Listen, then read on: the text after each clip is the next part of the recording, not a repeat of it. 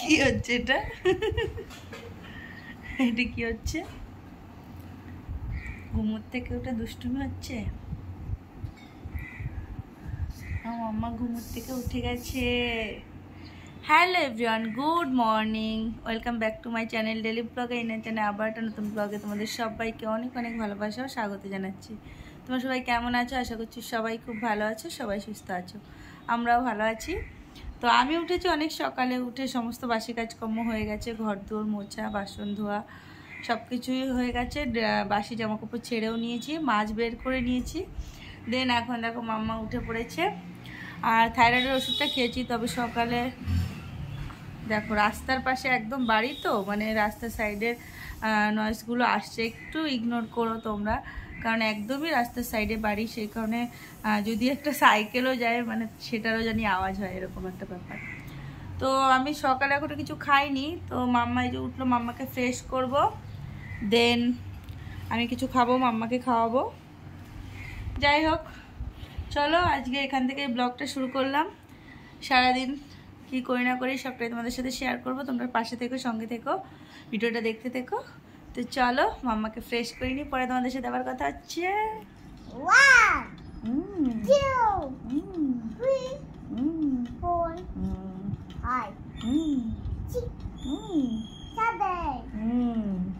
তারপরে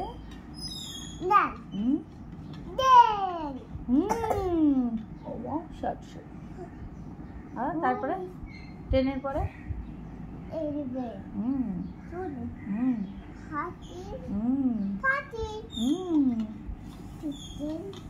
দেখো মামা খেতে খেতে পড়াশোনা করে।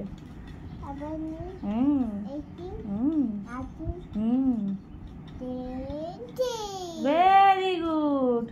তো এখানে যে মাম্মার জন্য নিয়ে এসেছি দুধ গরম করে, আর এর মধ্যে রয়েছে হোমমেড প্রোটিন, কারণ আমি বাইরের কোনো প্যাকেট প্রোটিন মামাকে দিই না।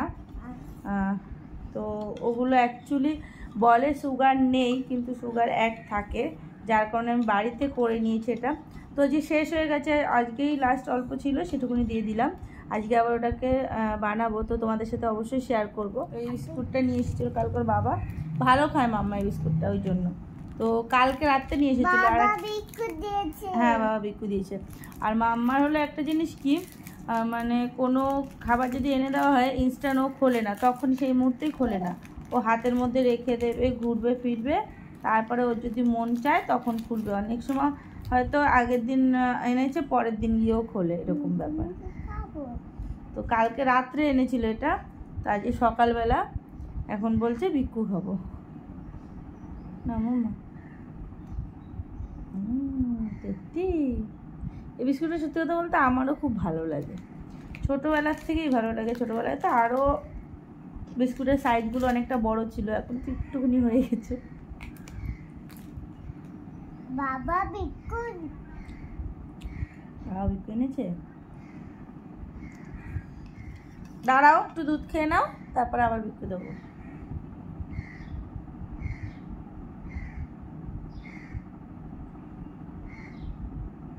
আগরো সবাইকে গুড মর্নিং বলো, বলেছো গুড মর্নিং? Good morning. তো কেমন আছো তোমরা? বিস্কুট দিয়েছে বাবা। বিস্কুট দিয়েছে বাবা।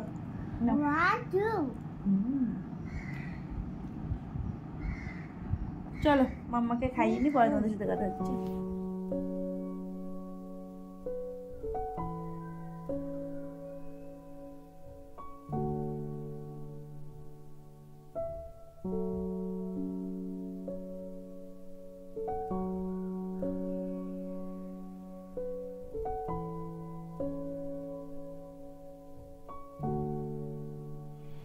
তো তখন দেখলে যে মাম্মাকে খাওয়াচ্ছিলাম, তো ওকে খাওয়ানো হয়ে গেছে আমার, আর আমি একটু শুকনো মুড়ি খেয়ে নিয়েছি, চা আর আজকে খাইনি। যদি আবার গ্যাস হয়ে যায় সারাদিনটা পুরো বেকার কাটবে, তো সেই ভয়ে আর খেলাম না। যাই হোক, তারপরে বিছনাটাকে মানে বিছনার চাদরটাকে চেঞ্জ করলাম, আর একটা চাদর পেতে দিলাম। 2 দিন ধরে পাতা রয়েছে চাদরটা। আর মাম্মা তো সারাক্ষণ বিছনার মধ্যে সমস্ত খেলনা বাটি নিয়ে খেলা, বিছনার মধ্যে ওর সব কিছু মানে খাওয়া দাওয়া সব কিছু বিছনার মধ্যেই করবে। তো সেই কারণে 2 দিনও মানে ঠিকঠাক বিছনা চাদরটা মানে থাকে না। চেঞ্জ করে দিতে হয়।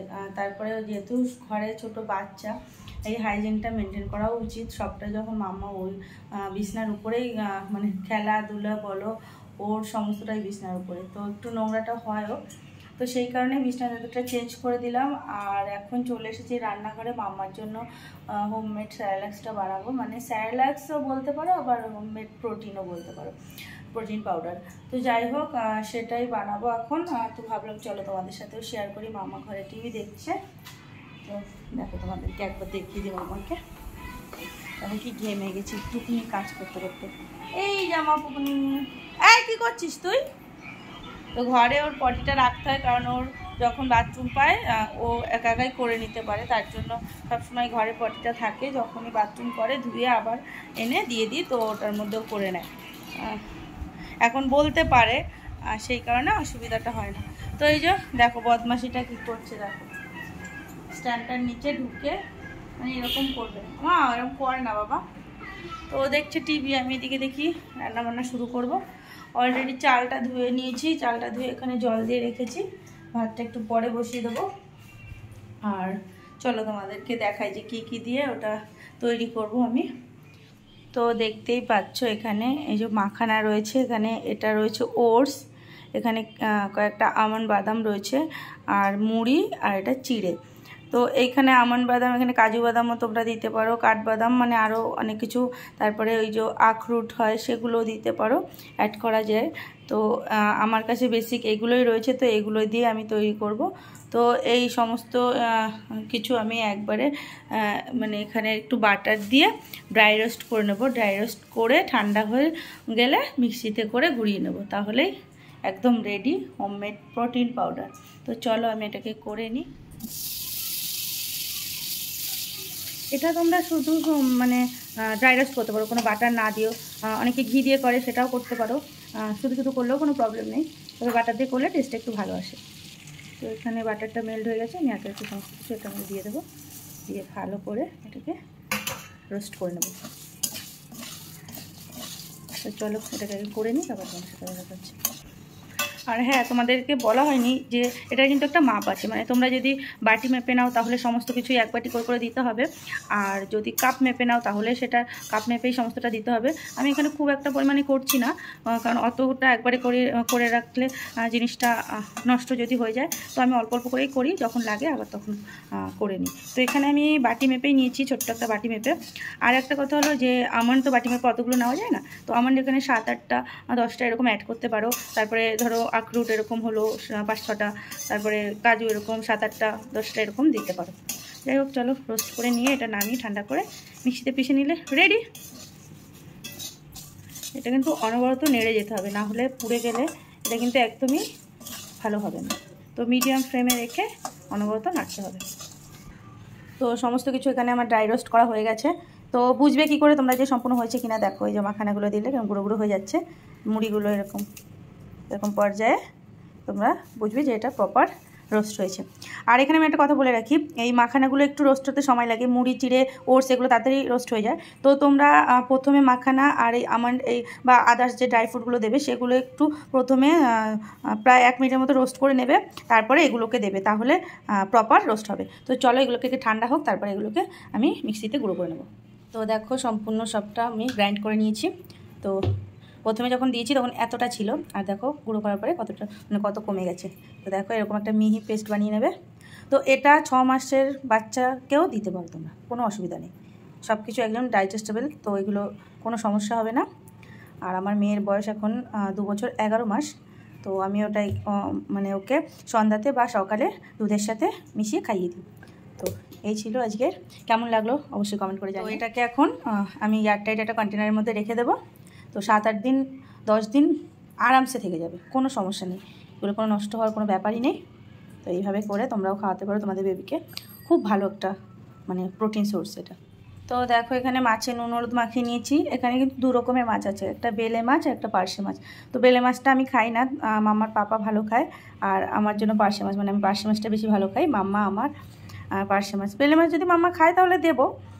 আর এখানে রয়েছে মাম্মার জন্য এই যে চাল আর ডাল ভিজিয়ে রেখেছি, এটা দিয়ে মাম্মার জন্য খিচুড়ি করব।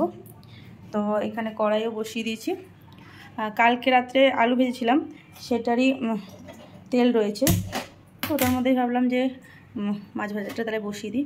তো চলো রান্নাবান্না করে নিই। এদিকে তো চাল ধোয়া রয়েছে, এখন ভাতটাকেও বসিয়ে দেবো।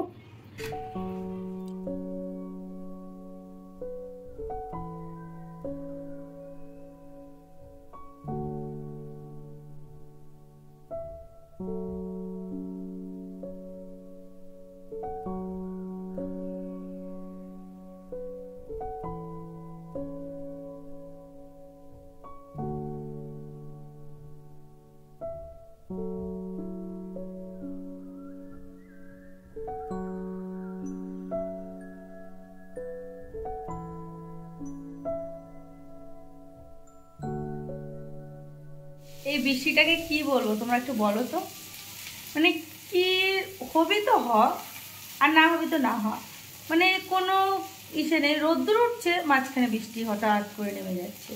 সকালে দিব্যি রোদ্দুর দিল, তারপরে কিছুক্ষণ দেখলাম মেঘলা হয়ে রয়েছে, ভাবলাম কি বৃষ্টি আসবে হয়তো, সেইভাবে জামাকাপড়গুলো ছাদে দিই। তারপরে দেখলাম যে না, অনেকক্ষণ ধরে বৃষ্টি হচ্ছে না, রোদ্দুরই উঠছে, মানে হালকা হালকা, তাহলে হয়তো বৃষ্টি হবে না। তো বেশ ভালো রোদ্দুর উঠেছে দেখে আমি ছাদে কালকের কিছু হালকা ভিজে জামাকাপড় মেলতে গিয়েছিলাম। তো মেলে টেলে এসেছি, কষ্ট মানে রোদ্দুরের যা তাপ, মানে যে মনে হচ্ছে মানে খুব একটা রোদ্দুর না, তবু প্রচণ্ড পরিমাণে তাপ রোদ্দুরে। তো গেলাম, কষ্ট করে মেলে আসলাম। এসে আমি 5 মিনিট দাঁড়াতে পারলাম না, তখন মাছ ভাজছিলাম আমি, তোমরা দেখলে। তো তখন ওই মাছ ভাজার মধ্যে মানে মাছটা ভাজা বসিয়েছি, দেখি বাইরে বৃষ্টি শুরু হয়েছে। দৌড়াতে দৌড়াতে গেলাম, যে মানে এমন জোরে বৃষ্টি নেমেছে যে আর আমি জামাকাপড় তুলে ওঠার আগেই জামাকাপড় ভিজে গেছে। কেমন বলো রাগটা হয়। দিব্যি হালকা ভিজেছিল, না দিলেই হতো, কিন্তু এমনভাবে বৃষ্টিটা হচ্ছিল, মানে রোদ্দুরটা দিয়েছিল, আমি হয়তো বৃষ্টি হবে না। তো সেই কারণে যে না, হালকা একটু ভিজে রয়েছে, যদি শুকিয়ে যায়, সেই কারণে দিয়ে আসলাম। তো গিয়ে নিজেও ভিজলাম, জামাকাপড়ও ভিজলো, মানে আর কি বলবো, কাজ বাড়তি আর কিছুই না। তো দেখো চুল টুল পুরো ভিজে আমার একাকার হয়ে গেছে, টপটা চেঞ্জ করে নিলাম। তো এই হলো পরিস্থিতি। যাই হোক, রান্নাবান্না মোটামুটি হয়ে গেছে। এখানে শুধু ভেন্ডি ভাজাটা বাকি রয়েছে, এখন ভেন্ডি ভাজাটা বাকি রয়েছে, এটা এখন বসিয়ে দিয়ে মাম্মাকে খাওয়াবো। আর মাম্মাকে মাঝখানে স্নান আমার করানো হয়ে গেছে, মাছের ঝোল হয়ে গেছে, ওদিকে মাম্মার ভাতটাও রেডি হয়ে গেছে। তো মাম্মাকে এখন খাওয়াবো। তো এখানে দেখো মাম্মার ভাতটা রয়েছে, তো মাম্মার জন্য খিচুড়ি করেছি, আর এই যে দুটো মাছ নিয়ে নিয়েছি, এটা খাইয়ে দেবো ওকে। আর এখানে এই যে মাছের ঝোল। তো আজকের মেনু এই আমাদের, আর এই যে ভেন্ডি ভাজা হচ্ছে। তো যাই হোক, চলো মাম্মাকে খাওয়াবো। আর ওদিকে দেখো ঘরে মাম্মাকে স্নান করিয়ে দিয়েছো, টিভি দেখছে। পাখি, তো ভাত খাবা? আচ্ছা আমার কাছে আছো, একটু আছো, একটু আছো আমার কাছে আছো, একটু ভুলে বাবা। মাম্মাটা হাম্পু দাও, আমাকে দাও, ফোনের দিকে তাকায় না, আমাকে হাম্পু দিতে হবে ঠোঁটে ঠোঁটে। চলো আমি ভাত নিয়ে আসি তোমার জন্য। হ্যাঁ তো চলো মাম্মাকে খাইয়ে নি, পরে তোমাদের সাথে কথা হচ্ছে। এরপরে আমার পাপা চলে আসবে। তো এখন আমি তাড়াতাড়ি করে সমস্তটা করে নিই, স্নান এখনো হয়নি, সেটাও বাকি রয়েছে। চলো পরে তোমাদের সাথে। Good evening everyone. তো দুপুরের পরে একবারে সন্ধ্যায় আবার তোমাদের সাথে দেখা হচ্ছে। তো দেখতেই পাচ্ছ এখানে আমি চিকেন ম্যারিনেট করে নিয়েছি। অ্যাকচুয়ালি আজকে একটু চিকেন পকোড়া বানাবো। তো বাইরের ওয়েদারটা একটু বৃষ্টি বৃষ্টি ওয়েদার, তো মাম্মার বাবা বললো একটু কফি আর পকোড়া বানালে বেশ ভালোই হতো। তো ঘরেই ছিল চিকেন, তো ভাবলাম চলো একটু পকোড়া বানাই আর কফি বানাই। আর পুরো প্রসেসিংটা তোমাদের সাথে শেয়ার করলাম না, তাহলে ভিডিওটা অনেকটা বড় হয়ে যেত। যাই হোক, এখানে চিকেন পকোড়া আমার ভাজা কমপ্লিট হয়ে গেছে, আর এখানে দেখো কফিটাও কিন্তু একদম রেডি। তো বিকেলটা আমাদের এইভাবেই কাটলো। তো তোমাদের সবার কেমন কাটলো অবশ্যই কমেন্ট করে জানিও। আর ভিডিওটা আজকে এখানেই শেষ করছি। ভিডিওটা ভালো লাগলে অবশ্যই একটা লাইক কমেন্ট শেয়ার করবে।